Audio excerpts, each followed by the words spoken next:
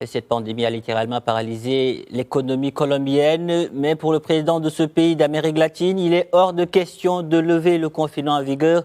Pour Ivan Duque, le virus sera présent pendant encore au moins un an et les moments les plus difficiles de l'épidémie ne sont pas encore arrivés. Younes Benzineb. En Colombie, l'épidémie du coronavirus entre dans sa phase critique. Le pays a franchi le cap des 200 000 cas de contamination. Dans une allocution à l'occasion de la fête d'indépendance, le président colombien a tenu à prévenir ses concitoyens des efforts à fournir pour combattre le virus qui pourrait circuler pendant un an. Vienen los momentos más retadores de la pandemia.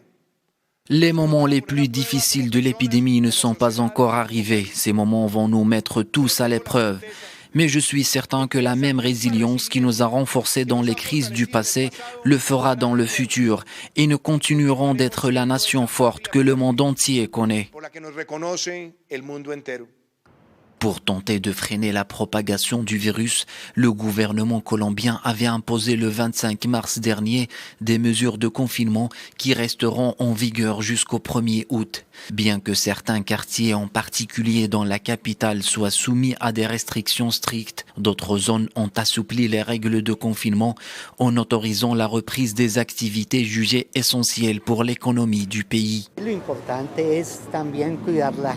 Il est vrai que l'économie est importante, mais la santé est primordiale. Il ne faut pas paniquer. La sortie de cette crise passe par le respect des mesures sanitaires.